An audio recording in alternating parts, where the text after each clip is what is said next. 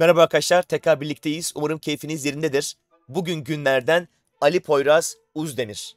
Hocam, affedersin, o da kimdir? 10 yaş kategorisinde Avrupa Satranç Şampiyonu olmuş isimdir arkadaşlar. Çekya'da, Prag'da gerçekleşen 21 Ağustos 1 Eylül tarihlerinde gerçekleşen Avrupa Yaş Grubu Şampiyonası'nda hiç maç kaybetmeden sadece 2 beraberlik ve 7 galibiyet alarak şampiyonluğunu tamamlayan Ali Poyraz adını altın harflerle satranç tarihine yazdırdı. Bu önemli başarı gelecekte alacağı daha büyük, daha sükse yaratacak olan başarıların habercisiydi arkadaşlar. Hemen maça bakacağız. Bu maçın bir özelliği de Fransız rakibi 10 yaşta dünya rating sıralamasında number one arkadaşlar. Bir numara. Biz ise yani Ali Poyraz ise o sıralamada henüz 20. sırada, tabii ki kazandığı reytinglerle daha üst sıralara çıkmış olacaktır. Hemen bu maçın hamlelerine bakalım. Fransız rakip oyuna E4 ile başlıyor. Ali Poyraz Sicilya savunması ile cevap veriyor. At F3 karakteristik hamle ve D6'lı devam yolunu seçiyor Ali Poyraz. Burada beklenen hamle D4'tür ya da C3'lü sistemler tercih edilebilir ya da fil B5 oynanabilir. Fakat at C3 hamlesini öne çekmiş beyazlar. Ali Poyraz da at F6 gelişim hamlesini yapıyor ve rakip süratli bir şekilde E5 oynuyor. Bu maç öncesi yapılmış bir hazırlığın habercisi arkadaşlar. Zaman temposu 90 dakika artı 30 saniye. Bu yüzden ara ara zamanlara da bakmanızı isteyeceğim. Bakın 30 saniye eklemeler olduğu için 1.32'ye yükselmiş. Ali Poyraz da 1.31. Beyazlar oyun boyunca çok süratli oynayacak. Ali Poyraz ise temkinli hareket edecek. Çünkü açılış hazırlığı ile kötü konuma düşmek, bu maçı kaybetmek istemiyor. E5 sert bir hamle, D-E5 almak gerekir. At E5 sonrası da güçlü atı değişmek gerekir. Bu yüzden at B-D7 geliyor. Alırsa filini geliştirecek. Beyazlar hızlı bir şekilde merkezi alan D4 hamlesiyle atını koruyor.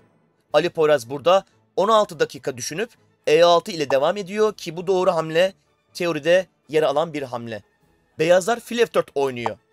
Dikkat ederseniz vezir kanadının gelişimine öncelik veriyor. Çünkü oyunun ilerleyen hamlelerinde kalesini D'ye gelecek. Belki de bunu uzun rok yaparak sağlayacak ve D dikinden de baskıyı arttıracak. Veziri de birazdan göreceksiniz F3'te değerlendirecek. Vezir F3 hem B7'ye saldırır hem de buradan G7'ye saldırma opsiyonu sunar. Ali Poyraz burada teoriden çıkan hamleyi oynuyor. 9 dakika düşünüp normalde fil E7 ile devam edilmiş. Rakip burada D-C5, fil C5, vezir F3 ile devam edecekti. Hem burada kalede bir var hem de fil B5 devamı var arkadaşlar. Ya da C4 alabilirdi. Vezir D4 aldığında fil C5 oynayabilir. Ona da vezir C4 ile yine beyazlar devam edecekti. Yine kale D dikene gelecekti. Fakat oyunda at E5 alarak devam etmeyi tercih etti. Ve bence de iyi ki böyle oynadı. Çünkü rakibin bilgisinden bir noktada güvenli bir yolla, güvenli bir hamleyle çıkmak gerekir. Yoksa rakip maç öncesi yaptığı çalışmayla, analizle sizi kötü konuma sokabilir, galip gelebilir.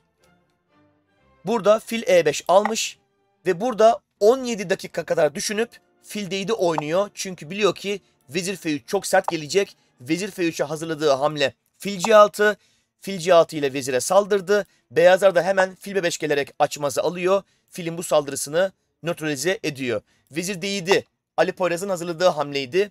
Açmazı kapatarak hem fili hem veziri istiyor ve beyazları bu değişime zorluyor. Bu değişimler sonrasında artık oyun sonu bölümüne geçilmiş oluyor. Oyun sonu bölümü arkadaşlar taşların azaldığı kısımdır. Ve bu konuma baktığımızda siyahların dezavantajlı olduğunu görüyoruz. Nedeni ise izole kalmış duble piyona sahip olması arkadaşlar. Sadece teknik açıdan sorunu bu değil. Teknik açıdan bir başka sorun da beyazların hızlıca D dikeyinde kalelerini çiftleyebilecek olması ve D dikeyinden baskıyı arttıracak olması. Ali Poyraz'ın dikkatli hamleler yapmaya devam etmesi gerekiyor ve burada çok akılcı bir adım atıyor. C4 oynuyor arkadaşlar. C4 oynayarak D dikinin açılmasını güçleştiriyor. D4'teki piyon siyahların güvencesi oluyor. Ama zamanlara baktığımızda beyazların 1 saat 9 dakikası, Ali Poyraz'ın sadece 19 dakikası var. Ciddi bir zaman farkı var. Bu da oyuna olumsuz etki edecektir. Beyazlar burada bir karar daha veriyor. Filinden vazgeçerek ikinci bingeç piyon ya da diğer ismiyle duble piyon oluşmasını sağlıyor. Fakat iki duble piyon arasında bir fark var. Buradaki duble piyonun yanında eşlik eden bir piyon olduğu için sol tarafta oluşan duble piyonun çok zayıf olduğunu söyleyemeyiz. Hatta dikkatli kullanırsa Ali Poyraz oradaki duble piyon grubunun katkı sağlayabileceğini, olumlu katkı sağlayabileceğini söyleyebiliriz. Fakat diğer taraftaki duble piyon izole kaldığı için, yani hem sağ hem sol dikeyde eşlik eden bir piyon olmadığı için tümüyle zayıftır. Baş ağrısı yapabilir. Bakalım bu oyunda neler olacak? Beyazlar tembel kalesini merkezleştirerek çalışkan konuma taşıyor. Ali Poyraz da uzun rok yaparak şahını ihtiyacı olduğu kanada çekiyor. Kalesini de merkezleştirmiş oldu. Beyazlar siyahların fili siyah renkte olduğu için piyonlarını siyah renge koyma stratejisini, prensibini izliyor. Bu arada Ali Poyraz'ın bir avantajı var. Bir avantajı var. Konumsal bir avantajı var. O da file sahip olması. Oyun sonlarında fil ata karşı fark yaratan bir taştır. Özellikle piyonların iki tarafa dağılmış olduğu böylesi konumlarda fark yaratır. Bakalım bu oyunda fark yaratabileceği bir konuma erişecek mi? Şimdi burada da size öğretici olacak bir uygulamayı göreceksiniz. Azınlık hücumu. Azınlık hücumu şu oluyor arkadaşlar. Bakın beyazların buradaki piyon yapısına az sayıda olan tarafın baskı üretmesi. H5. Nedir hocam bu hamlenin anlamı? H4 sürerek H dikini açmak ve rakip kampa girme şansı yakalamak. Beyazlar buna izin verecek mi? Vermeyecek. H4 ile bunu engelliyor. Ali Poyraz kale G8 geliyor. Birçoğunuz bu hamleyi anlamayacak. Hocam niye kale G8 geldi? Burası gayet güvende. Arkadaşlar bunun amacı da birazdan F piyonu gelecek F5'e, sonra gelecek F4'e, bu sefer de burayı bu şekilde dağıtacak. F4 fedalı bir hamle ama piyonlar dağıldığı zaman kale G4'e gelip bu dağılan piyonları teker teker toplayabilir. Beyazlar at E4 gelerek atını merkezileştiriyor. F6 piyonunu istiyor. Ali Poyraz da fil E7 ile o piyonu koruyor. Ve şimdi at E4 iyi bir hamle gibi gözükse de aslında Ali Poyraz'ın planına yardım eden bir konuma geldi at. Çünkü Ali Poyraz F5 ve F4 sürecekti. Şimdi F5 sürdüğü zaman ata saldıracak. Dolayısıyla beyazlar bu durumdan rahatsız oluyor. Mesela burada C3 oynasa, ben size F5 ve F4'ün ne kadar etkili olduğunu göstermek istiyorum. F5 gelirdi, ata saldırırdı. At kaçtığı zaman, C4'e saldırdığı zaman diyelim F4'ü feda ederdi. Diyelim ki G4 aldı. Ona da burada fil E4 de boşta oluyor. Kale G4 de var. Hepsi iyi. Bu daha iyi çünkü F2'ye saldırıyor. Sonra da kale gelecek buradan, buna saldıracak veya aşağı inecek, o da buna saldıracak. Gördüğünüz gibi siyahlar oyununda bir açılım sağlamış oldu. Böylesi fikirleri bilmek gerekiyor. Burada F4'e hocam almasın, kale G1 ile pasif savunma yapsın. Ona da C5 ile çaprazları açan çok güçlü bir hamlesi vardı. D C5 fil C5 sonrası siyah fil oyuna çok etkili bir şekilde girerdi arkadaşlar. Ve fil ata göre daha domine edici bir konuma ulaşırdı. Bu maç analizleri size böylesi fikirleri görme şansı verir arkadaşlar. O yüzden maç bakmak çok önemlidir. Beyazlar burada bu fikri görüyor ve tabii ki oyunda F4 oynayarak F5, F4 fikrini engelliyor. Ama bir bedel ödüyor. Ödediği bedel G3 karesinde geri kalmış piyon oluşturmak. Şu an G3 piyonu zayıf bir piyon haline döndü ve Ali Poyraz hemen dikkatini o piyon üzerine çekti. Ne yapmak istiyor biliyor musunuz? Atı kovup piyonu almak istiyor. Fakat şu an atı kovarsa at G5'e zıplar ve bu hayal gerçek olmaz. F7'ye saldırıyor. F7'yi F6 sürerseniz de E6 boşta kalır. Bu yüzden Ali Poyraz F4'e kale G4 oynuyor. Şimdi tehdit F5 sürmek. Artık at G5 yolu kapatmayacak. G3 piyonu boşta kalacak. Beyazlar kale E3 ile piyonu koruyor. Ali Poyraz yine F5 oynuyor. Ama hocam at G5'e izin mi veriyor? Evet. Yine burada size çok şık bir bilgi geliyor arkadaşlar. Bakın bu numaraları bilmeniz lazım. fikir havuzunuza göndermeniz lazım. At G5'e fil G5 alacak. 2 tane piyonla alma şansı var ama gördüğünüz gibi F ile alamaz. D4 boşta. Burada D4'ü alır. Siyahlar daha iyi konuma ulaşır. Peki H ile alınca ne var hocam? H ile alınca H4 var arkadaşlar. Bunlar çok bilindik numaralardır. Bunu aldığı zaman da kale H4 alır veya kale F4 alır. H4 alması daha mantıklı çünkü H piyonu geçer piyon oldu. Sonra F4'e de alacak. Ona da basacak arkadaşlar. Siyahlar oyununda bir açılım sağlamış oldu.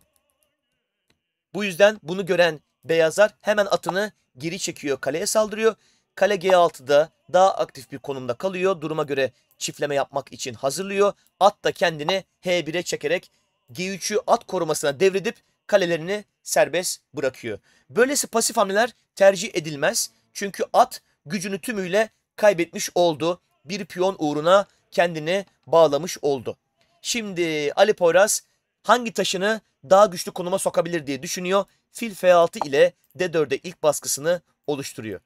Rakip de C3 ile sağlam bir hamle oynuyor. Şimdi Şah G7 esnek hamlesini oynuyor ki Bey dikinden de kaleleri bir baskı üretebilsin. Beyazlar da Şah C2 oynuyor. Şahını nispeten merkezileştiriyor ve kale D5 çok şık bir hamle. Fırtına öncesi sessizlik gibi duran bir hamle. Birazdan oyun acayip renklenecek. İzleyin arkadaşlar. Beyazlar B3 oynuyor. Çünkü bu piyonu alamadığını gördü. Bari orada piyon çokluğunu bu şekilde. Yani rakibi CB3, AB3'e zorlayıp kale A1 ile A7'ye baskı üretmek istiyor aslında beyazlar. İşin özü bu. Fakat B3'e Ali Poyraz'ın hazırlığı zaten kale D5 yaparken belliydi. Kale A5 gelmek. A2'ye saldırmak. C4'ü alırsa A2 alacak. Aslında beyazların doğru hamlesi de C4'ü almak arkadaşlar.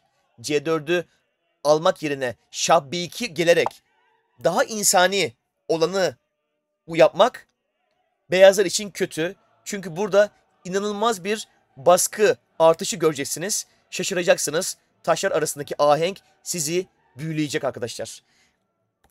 Analizlere göre BC4 alması lazımdı. Olası devam yolu şöyleydi. Hemen kale A2 almak yerine C5 ile çaprazı açmaya çalışmak. Kale A2'nin acelesi yok. Zaten kale A2'yi korumaya giderse şahla diğer kale geliyor yardıma. O yüzden orası çöküyor arkadaşlar.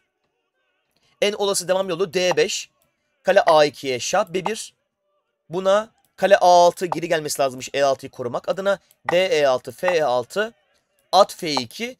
Kale G8'den buraya aktarmaya çalışıyor. Kale D2'ye kale A4 tarzında bir devam yolu var ama bu çok insani değil. Makine analizi olduğu için oyunda beyazlar bunu tercih etmiyor. A2'yi ben de olsam vermezdim. Şah B2 hatası yani normal diyeyim ben size. Normal. Bu aslında Ali Poyraz'ın baskılı oyunun bir meyvesi. Siyahlar Ali Poyraz kale G8 geliyor. Artık kalesini de o tarafa çekiyor. BC4 çok kötü bir hamle. Çok kötü bir hamle. Nedenini şimdi göreceksiniz. Kale B8 şah. Şah A2'yi korumak için A1'e gidiyor. Ve burada arkadaşlar çift ünlemlik bir hamle var. Oyunu artık beyazların lehine döndüren. Tamam ibre burada kalktı aslında. Oyun siyahlara kazanç gösteriyor. Ama burada kazancı giden doğru stratejinin anahtar hamlesi sizce nedir? Sizce nedir? Arkadaşlar C5 2 ünlem.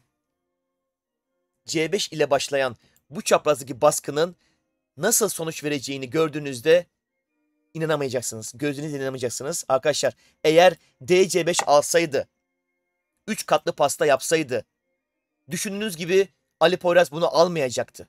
Ali Poyraz burada kale A3 gelecekti. Fil C3 ile mat durumu oluşturacaktı.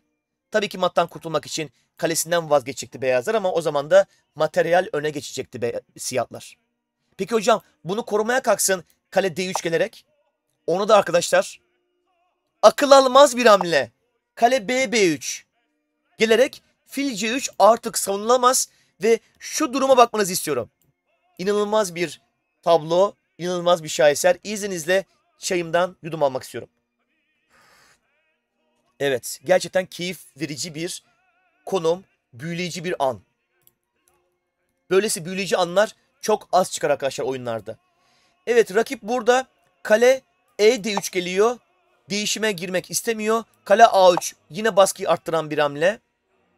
Burada at F2 artık yardıma gelmeye çalışıyor ama nafile kaleler C3'teki baskıyı arttırıyor ve buradan piyon kazanıyor arkadaşlar. C'de 4 alamazsınız. Kale boşta kalır. Kaleyle zaten alamazsınız. Materyal kaybı olur.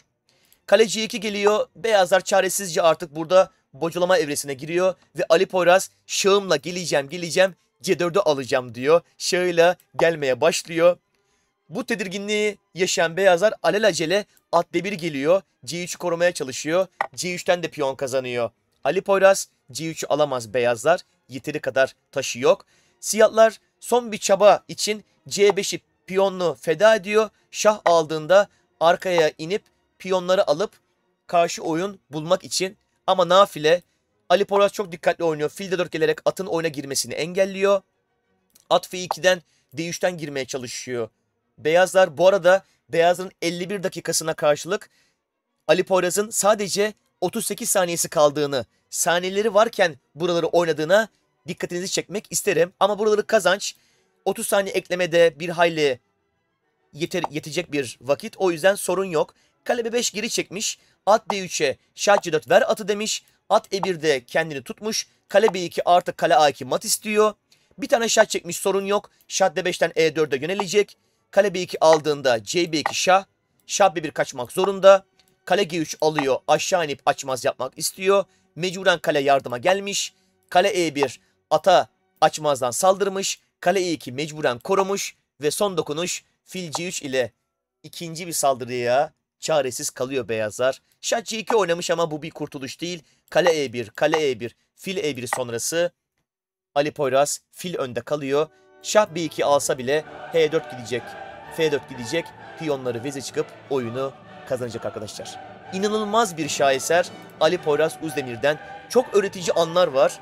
Gerçekten müthiş bir teknik ile kendi yaşında dünyanın bir numarası olan Fransız rakibini yeniyor ve 2024 yılının Avrupa Satranç Şampiyonu oluyor arkadaşlar 10 yaş kategorisinde. Bize bu büyük gururu yaşattığı için Ali Poyraz'ı bir kez daha tebrik ediyorum. Başarılarının devamı diliyorum arkadaşlar. Sizler de bu paylaşımları beğendiyseniz lütfen like tuşuna basmayı unutmayın. Gülü susuz, hocayı like'sız bırakmayın. Hepinizi sevgi ve saygıyla selamlıyorum. Hoşçakalın arkadaşlar. Selametle.